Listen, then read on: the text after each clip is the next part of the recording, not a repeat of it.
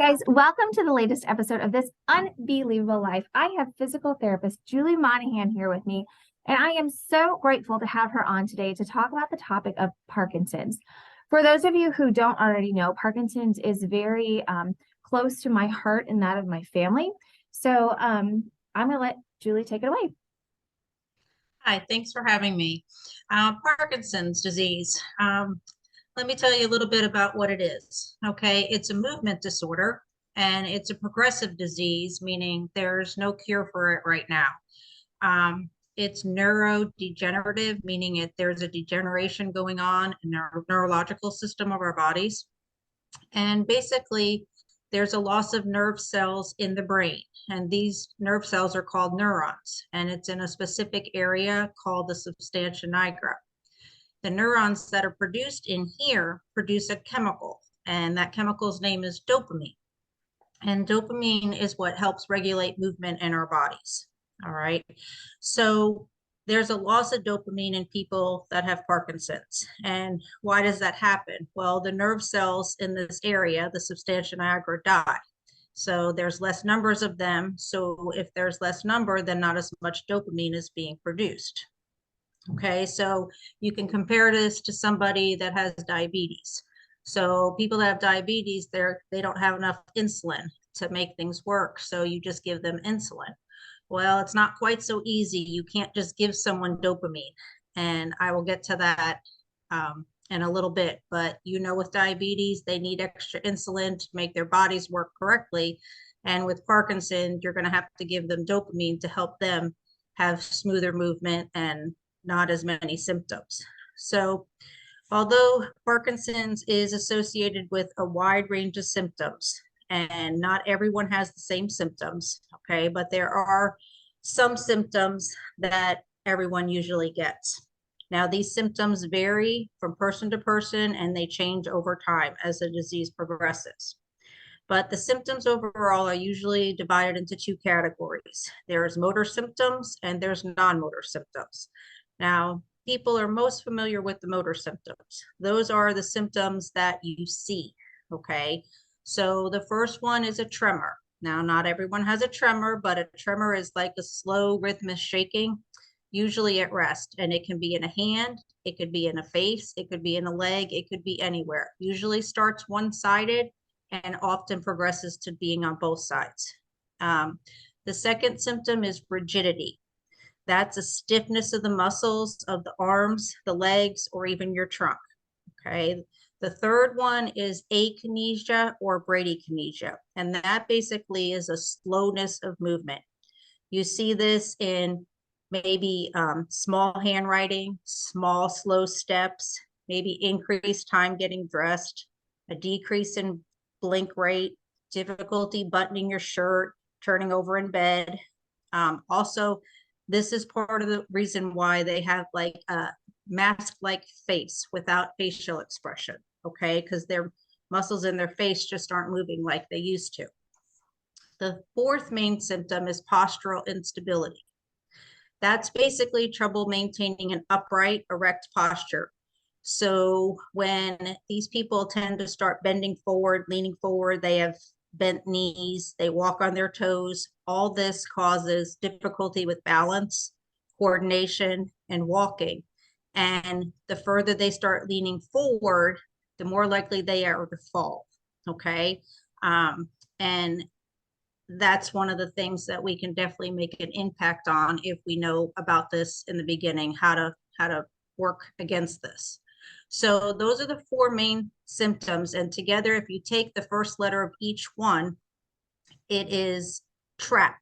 T, tremor, R, rigidity, A, akinesia, P, postural instability. These people often feel trapped inside their bodies. They're kind of losing control over what's going on. But usually when there's a diagnosis made, you usually have 3 out of 4 of those main symptoms.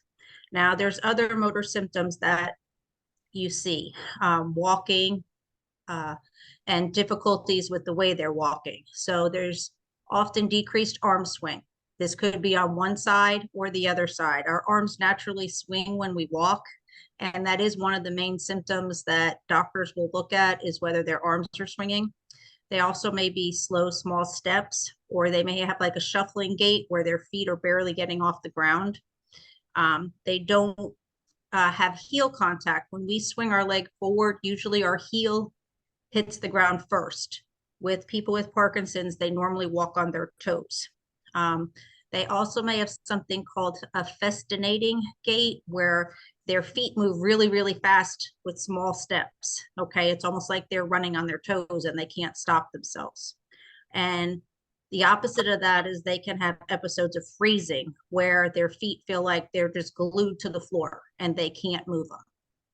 All right, so some of the other motor symptoms are vocal symptoms. They often get a softer voice.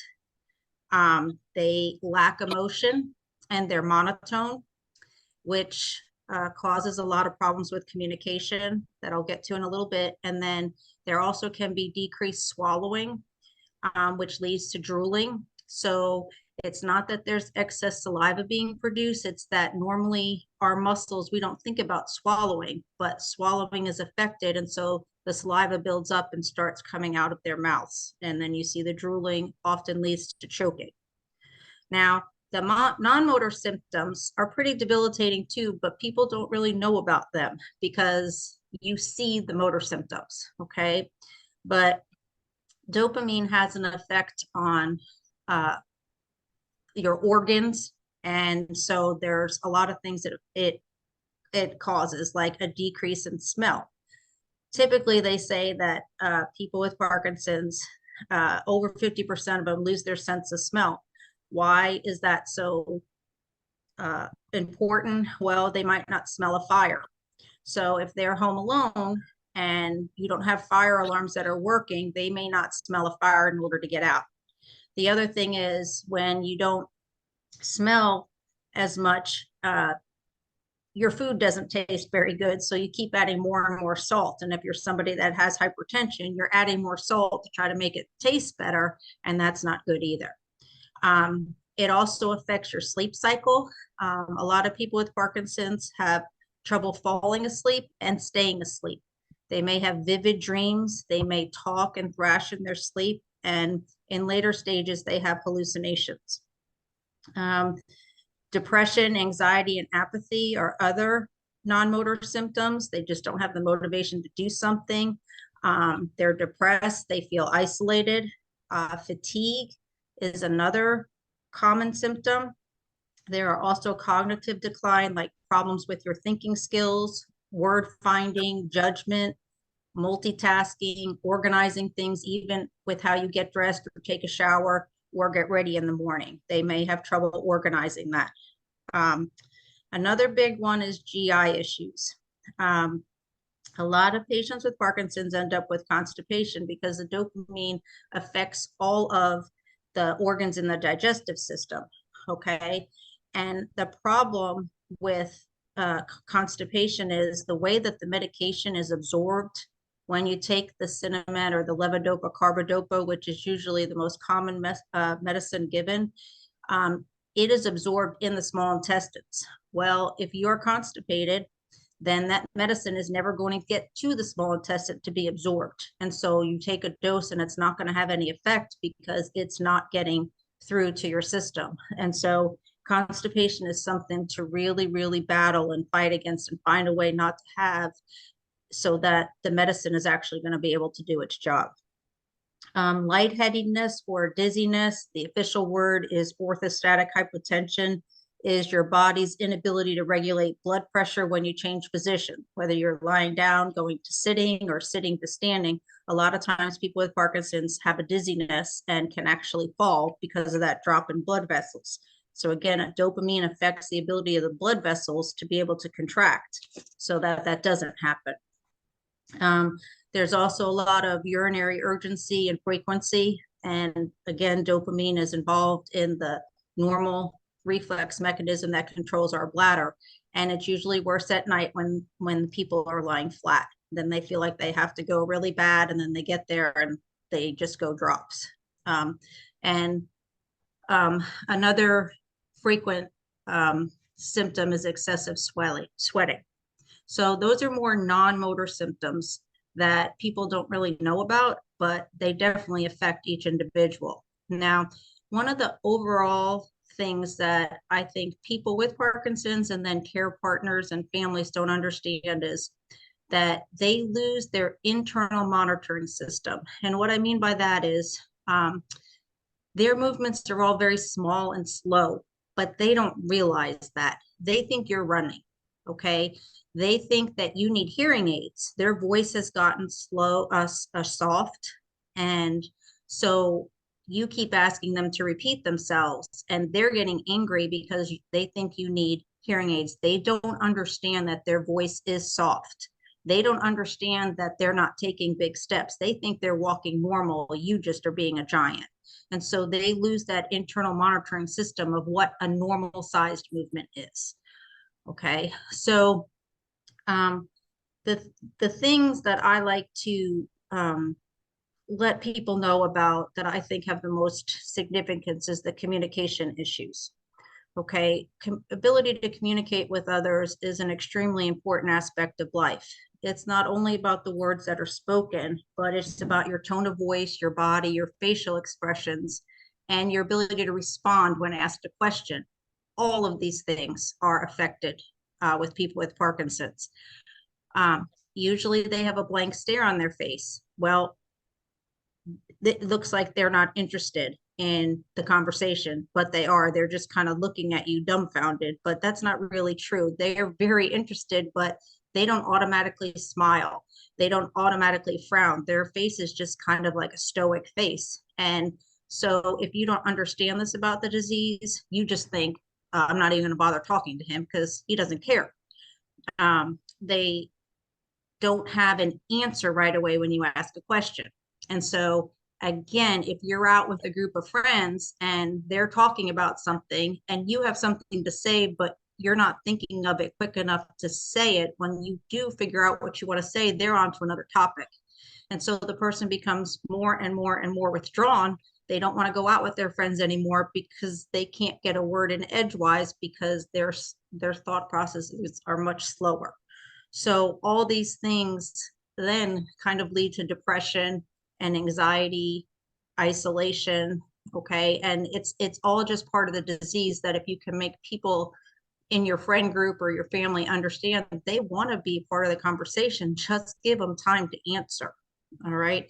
Their voices are going to be softer. They might be a little bit hoarser, might be unclear. Some of them talk too fast. Okay. But it's just remembering that their masked expression does not mean they're not interested, but that's what it would come across to anyone that they're in contact with that don't understand the disease. As far as the medication is concerned, there are a lot of medications out there. Mainly the reason for the medication is to improve the symptoms. Okay, you want to try to maintain a positive lifestyle, and the medications are going to be adjusted over the course of the disease in order to maintain the best control of the symptoms, but by also avoiding the side effects. Okay, I said earlier the most common medicine that is given is carbidopa and levodopa, and together it's called cinnamon. And basically it's trying to increase the level of dopamine in the brain. But earlier I said, just like in a diabetic, you give them insulin and that helps them. You can't just give someone dopamine because dopamine can't go from the bloodstream to the brain. It can't cross what's called the blood-brain barrier. So they give levodopa, and once that gets into the brain, it's converted to dopamine. All right, so carbidopa is always given with levodopa, and the reason for that is the carbidopa helps prevent the levodopa from breaking down in the body before it gets to the brain. Okay, so you can't just give someone levodopa because it'll get absorbed in the body and will never get to the brain. And carbidopa also helps decrease the side effects of the levodopa, because usually when you first start taking it, there's a lot of nausea and possibly vomiting. So sometimes they increase the carbidopa to counteract that. So there's a lot of other medicines, but that's the most common one. And there are a couple important things that doctors often don't tell patients when they're starting on this. A couple of very important things to know about the medication is that it needs to be taken at the same time every day. This is absolutely essential because the symptoms are very dependent on the medication. Okay, so you can't just take it whenever you want. Usually they do it every 4 hours, but you can't go 2 hours and then 8 hours, then 2 hours, then 8 hours. It's just the medicine very much controls when the symptoms are on and off. Okay. This is especially, usually people keep a diary of when they're taking it, because this is especially important to know when they're admitted to the hospital, because it's really sad to say, but when someone with Parkinson's is admitted to the hospital, the nurses tend to just give their medications at certain times, 8, 12, 4, and 8. And that does not work with people for Parkinson's. And so often they get admitted and they end up getting sicker while they're in the hospital because they're not being given their medication at the right times. And a lot of other diseases, it doesn't matter if you're off an hour, but with this one, it really does make a difference. The other thing is you don't want to take the medication with protein. Okay, you don't want to like have a protein rich meal and then take the medication, because the absorption of the medication, like I said earlier, is in the small intestine. And if it's getting there at the same time as protein from food is, the protein from the food molecules are going to be absorbed first. And then again, the levodopa might just go on out through the rest of your intestines and never be absorbed because it's fighting with the protein from the food. And then again, just to reiterate how constipation can really affect the absorption of this medicine and then its effect on the symptoms. So one of the best things that you can do is to exercise. There have been a lot of studies that demonstrate the benefits of exercise for people with Parkinson's. It improves your motor symptoms. It helps the transmission of dopamine in your brain. It enhances overall brain health, and people that exercise experience less disability and better function with their activities of daily living, whether it be getting dressed or showering, making meals, whatever it is they normally do. If they exercise, they can do these things better. Some tips to just think about when you're exercising is to find something that you enjoy, possibly mark it on your calendar, make it a daily thing you need to do, just like you do a doctor's appointment or a therapy appointment. It's got to be something that you do every day. You might want to partner up with somebody to help keep you honest with it. You want to make it, mix it up and have variety. You can join a class. There's a lot of classes out there, aerobic classes, Tai Chi, yoga, dancing, boxing. The other thing I often recommend is getting a Fitbit and just seeing how many steps you normally take a day, and just try to keep increasing that and increasing it just as a objective measure of being more active. So it's not only just about exercising every day, it's also about having an active lifestyle. So even if you go and exercise for an hour each day and then the rest of the day you sit on the couch, that's not helping as much as if you were up, every hour doing something. A lot of times I'll say, if you're going to watch TV for an hour, every time a commercial comes on, stand up 10 times, or go walk around the house, or just pick an exercise and do every time a commercial comes on. One of my favorites is standing up against a wall. You think that's a very easy thing to do, but try doing it while a commercial's on and see if you can keep your head and your shoulders back to help with your posture. There are actually a lot of local resources in the Evansville, Henderson area for exercise. If you go to the website, it's pdevbhub.org. Everything that I'm going to talk about, you can find it printed there. But I do a exercise class every Wednesday night from 4:30 to 5:30. I've been doing it for over 4 years, and it's free to anyone who has Parkinson's. It's at Encompass Health, and it's a great support group for the people too. I mean, we exercise the whole hour. We do something different every week, but the people just love to be around each other, doing whatever activities we're doing together. But There's a calendar for both Henderson and Evansville. There is pedaling classes at the YMCA downtown at the Ascension one.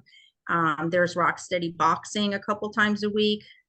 There's a virtual Parkinson's exercise class with Hardly online. There's exercise at UE that the physical therapy students do 2 nights a week. That's not just for Parkinson's, that's for any neurological disease. There's also a support group that happens on Wednesdays in Evansville, and it's on the website. I think it's the second Wednesday of the month. There's one in Evansville, and the fourth Tuesday of the month in Henderson. There are support groups. One of the other things that I developed a couple of years ago was I just felt like people who were newly diagnosed with Parkinson's, you get a little bit of information from your doctors, but I just feel like talking to people, they just felt lost. And so I developed a program called PD Chat, and it's just a free hour counseling session where I can give you the basics of the disease, talk about what's going on specifically with you or your family member. I offer I tell people about the local resources that are available, the support groups, the exercise classes. Songshine is a vocalization class. And then I also let them know about the many national resources there are. There is the Davis Finney Foundation, where you can get this great big book for free. You just have to email them or call them, and they will send you this book for free that has everything you want to know about Parkinson's. The American Parkinson's Disease Association, they have a number of things. They have a free app on your phone that you can track your symptoms with. They have brochures, they have podcasts, just really, really helpful information. And then there's also the Parkinson's Disease Foundation that has the similar things. They have a lot of resources, books that they can give you. They have podcasts. They have an aware and care bag that is helpful for when you're going to the hospital. So I just try to really teach these people how to communicate with each other, how to understand each other, and just answer any questions that they may have. I presently work in an outpatient neuro clinic, and there are many of us that offer LSBT Big, which is a 4-week program where you are seen for 4 times a week. And there are a set of exercises that you learn that then you do the rest of your life to try to keep you as mobile as possible. There's also a speech therapy part of that called LSBT Loud, and they work on making your voices louder. They work on your swallowing. They also can work on your cognitive deficits, whether you're having problems with organizing thoughts, memory, or whatever else. There's also a program called POWER, PWR. It's called Parkinson's Wellness Recovery. That's just another less intensive set of exercises that can be done every day. And we teach those where I work, and I'm sure there's a number of other clinics that do the same. So there are a lot of resources in this area. I cannot believe how many resources there are in this area, and you shared such a tremendous amount of information. I cannot thank you enough. Appreciate you being on, and appreciate everybody listening this evening. And if anybody has any questions, they can reach out to me and I can forward them to you, or they can hop on the website and I will provide that information when I post the podcast. But thank you so much for being on, and I hope that everyone has a wonderful rest of the day.